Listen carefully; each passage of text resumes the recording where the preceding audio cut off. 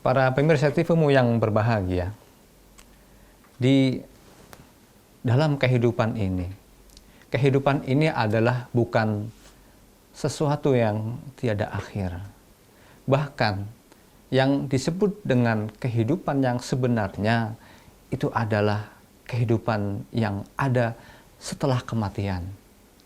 Jadi kalau ketika tadi kita membahas permasalahan hak dan batil, serta meminta kepada Allah supaya Allah tunjuki yang hak mana, yang batil mana, dan Allah juga berikan kemampuan kepada kita untuk menjalankan yang hak dan meninggalkan yang batil, maka kita harus berbicara, kita harus mengkaji dengan keimanan kita bahwa ada sebuah kehidupan yang kekal dan abadi, yang mana kehidupan itu akan bisa kita tentukan nasib kita nanti ternyata adalah ketika saat kita hidup sekarang ini.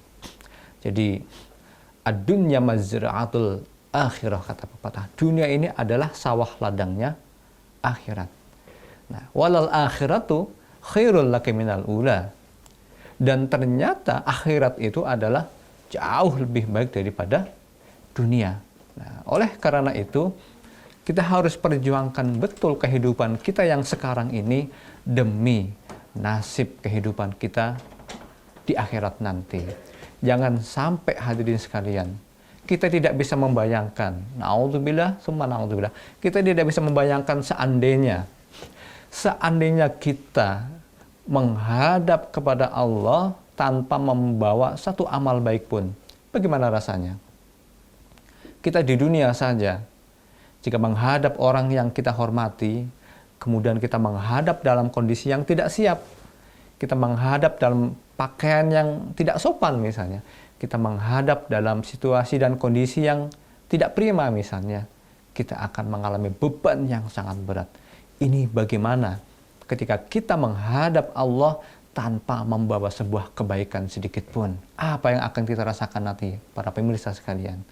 Oleh karena itu, pada kehidupan sekarang ini, kehidupan yang sementara, kehidupan yang fana, inilah ladang kita. Inilah ladang kita dalam rangka menentukan bagaimana nanti kehidupan akhirat kita. Jadi, jangan sampai kita datang kepada Allah dengan membawa segudang kesalahan. Jangan sampai kita menghadap kepada Allah dengan membawa setumpuk dosa. Naudzubillah tsumma naudzubillah. Untuk itu pentingnya kita mengkaji, pentingnya kita senantiasa terus-menerus memperbaiki diri kita.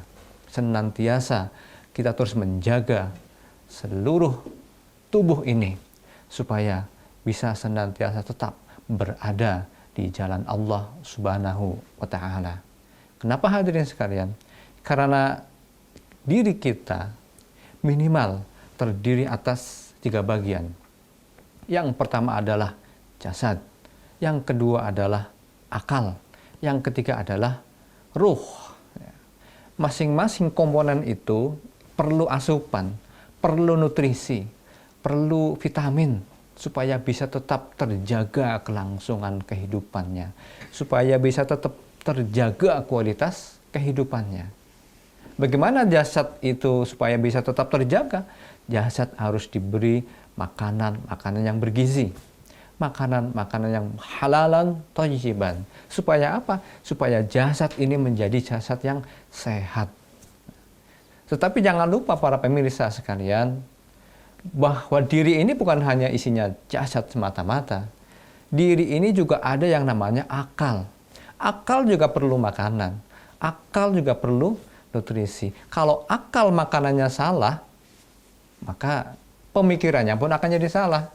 Kalau akal inputnya sudah tidak benar, maka tidak heran ada orang Islam tapi malah sinis kepada Islam.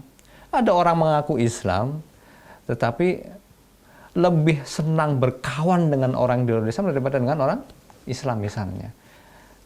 Itu adalah asupan-asupan yang salah, yang mana itu tidak terjadi dalam sekejap mata, para pemirsa sekalian.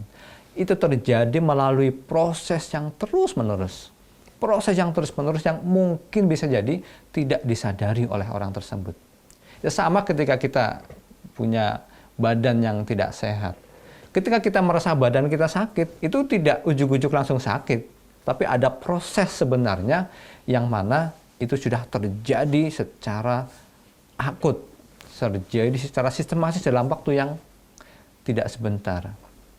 Ketika ada orang tiba-tiba meninggal kena jantung misalnya, ternyata memang jantungnya mungkin bermasalah. Kenapa jantung bermasalah? Ya bisa jadi ada asupan-asupan makanan, ada pola-pola hidup yang tidak sesuai dengan yang seharusnya. Itu dari sisi jasmaninya. Demikian juga akal. Ketika akal itu asupannya salah, maka pemikirannya pun bisa jadi nanti akan menjadi salah. Nah, selain akal ada satu, yaitu ruh. Nah, ruh itu adalah sumber motivasi. Ruh itu adalah sifatnya spiritual. Nah, kalau ruh sudah bersifat spiritual, maka ruh ini hampir tidak ada batasnya. Sehingga kita tidak heran ada orang yang walaupun badannya di penjara, tetapi karena ruh dan akalnya tidak bisa dipenjara, maka penjara badannya tidak menghalangi dia untuk menghasilkan karya yang bermanfaat bagi manusia. Sayyid Qutb misalnya, orang yang ulama, mati di tiang gantungan, berhasil menyusun sebuah tafsir fi Zidadil Quran misalnya. Allah yarham Profesor Dr. Hamka, Buya Hamka, justru di dalam penjaralah beliau menyelesaikan tafsir yang sangat-sangat monumental, yaitu tafsir Al-Azhar. Luar biasa. Orang-orang yang ruhiyahnya sehat, orang-orang yang akalnya sehat, walaupun badannya terpenjara, maka itu tidak akan menghalangi dia untuk berkarya untuk umat dan bangsa. Tetapi sebaliknya, kalau orang akalnya sudah sakit, ruhiyahnya juga sakit, walaupun badannya bebas, tapi tidak bisa memberikan manfaat bagi orang lain. Pura-pura memberikan manfaat, justru keberadaan badannya dia menjadi sebuah kerugian bagi orang lain. Naudzubillah, summa naudzubillah. Bagaimana bentuk-bentuk yang lainnya? Para pemirsa sekalian, kita lanjutkan setelah pesan-pesan yang berikut ini.